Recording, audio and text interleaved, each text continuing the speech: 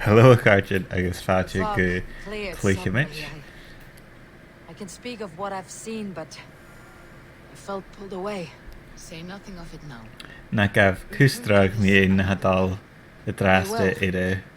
i'r sgrin se sgiolach na chael sy'n y lent yn y drasta i'r Let's Play ach gwytio gyn jen sy'n snam y chach ach y diw ha sy'n dal y chwmal orin leis ffrif sgiolach ha sy'n dal y hyl randfi as jai na hachar y jack yn siochai agus hi sy'n na ha I hen gra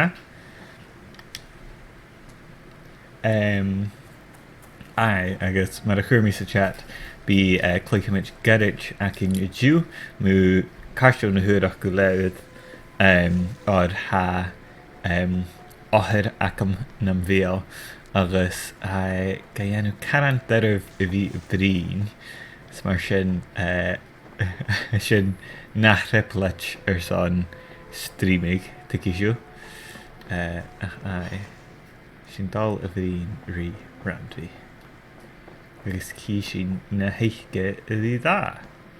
Pleasure to see you, Eivor.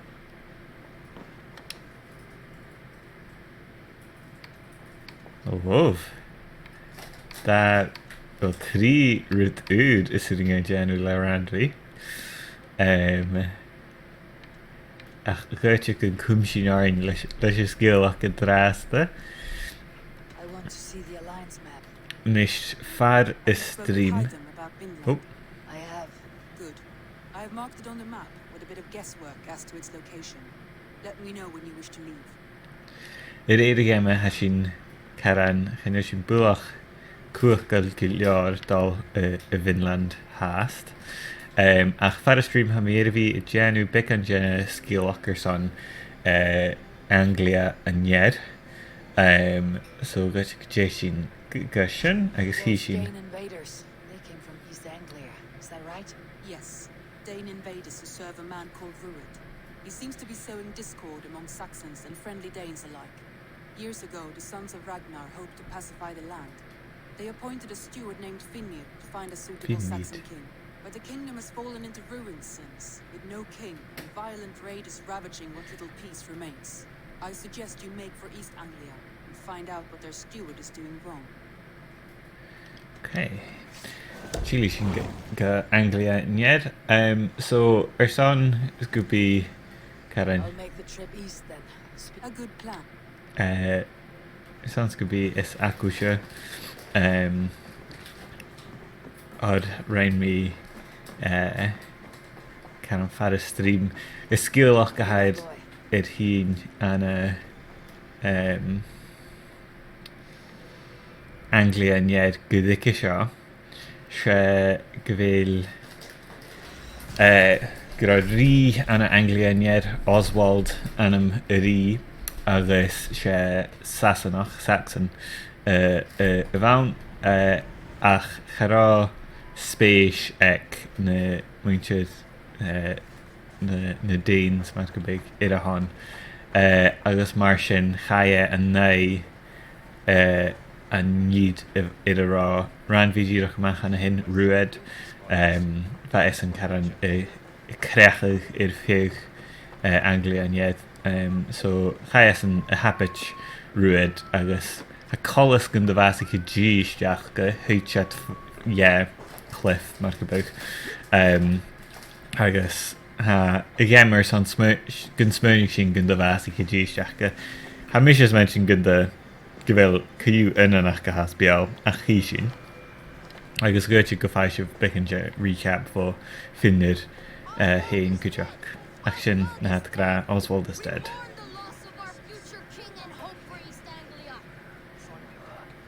Sy'n ac ythau.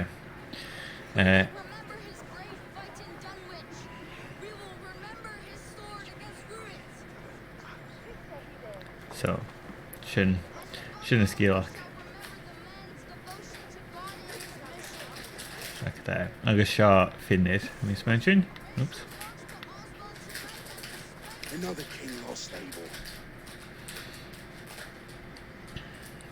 Stop washing your face with mead. How can I face Halfdan Jarl now? I'm failing game. We can take the battle to what remains of Rued's clan before they hit back. Easier said than done. His men are holed up in Borg Castle, a fortress on the sea. On the sea. And it must have a harbor. It does. Guarded by a gate of hefty iron, held in place by timber spikes, difficult to force open. Timber burns. It does, but how do we reach it? We rig your ship with oil at the front. Sail it ablaze at the gate. They will see Genial. us coming, long before we reach the walls. We raise a Pàirt, an army of East Anglia's farmers. Throw them at the front gate as a distraction. Saxons willing to die for a bunch of Danes? It's a stretch. It can work, Finir. If they fight in Oswald's name, that is all the courage they will need. You there! Did you hear of Thane Oswald's fate? Aye, we did. He dragged Rued to the bowels of Elben, Dane devil. Rued may be gone, but his clan still plagues East Anglia. And would you join us to rid your kingdom of his dogs? For Oswald? Aye, anything. 2 eager Saxons is not yet defeated. But you may be right. We may have a chance. I can ride to Elmenham and muster what remains of Oswald's men there. But who else would join us? The Reeve of Faithful, Winston. He's a bit Winston. but he would fight to the death for this land. Stan. We can assemble a forward camp at the ruins north of Pàirt Castle. Genial. Ride with me, Finir. Let's pay this Reeve a visit. Goed, je kan Theobald remains untouched by Rued's violence. wel je weet mogelijk So, but I would rather hold on fan to mi something gos wel vind je than jou. ride with empty hands. If Rued's clan continues to roam this kingdom unchecked, the people of East Anglia will be as ravaged as these lands. And where do we find ourselves? Riding into defense to beg a horde of frightened farmers for aid. To fight for a king that you gave them, Finir. Remember that. It was my task to find them a king, not protect that king against every danger that might befall him. Oswald wasn't drowned yet, nor was he married. I say you have some work yet to do. Right, right. No need to remind me how far I've matured. Ach, goed, je wel je weer mogelijk wel tattoo uur ik voor het het dan alles je einem tattoo has een lug maar een character is Gia een skill kan Gaelic so goed je imrig na Harry check aan zijn DLC.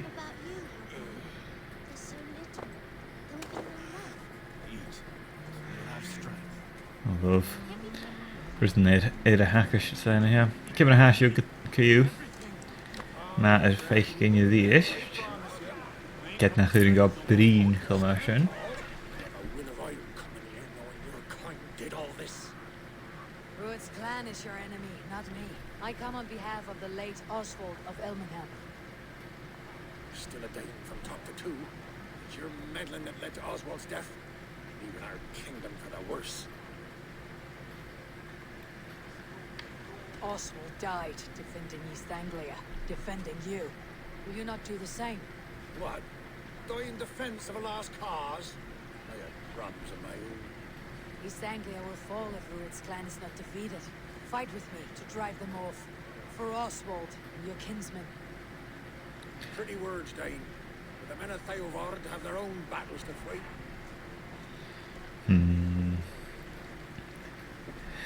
Thank you, Finnet. I'm goed thuis ik wel I'm eens standing right here. There's a village to the east, Kingsbury. It was taken by Rued's men a fortnight ago. I'll not rest until it's back in our hands. Kerst me, hè? Niet in shock, jock. Save your strength and join us for the fight to come. Bold offer. If you do as you promise, the pikes at Theobald will be yours. Okie. I will take this news to our forward camp, England. Follow when you can. Good name, Finnet. Good name. Kingsbury's church has a great horn atop its steeple. If you manage the task, blow it. I'll know you Okie mae fi yn lose y DLC is geintio gyganimi e. Siog, yeah, mi hyn Jennifer eikin na ni at ha A word, if you will. mis je kerstraad denk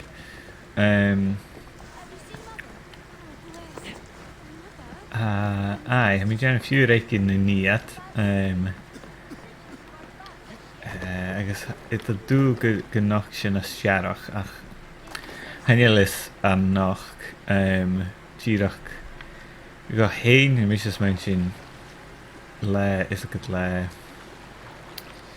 leis a coronavirus agus thuair a dal crí a dúnig arm man nachgus nuair haiad an dúil gannach go bha a chi sin is mé gan fiúis goite go bí is go scútal ach has skíte an garda go rom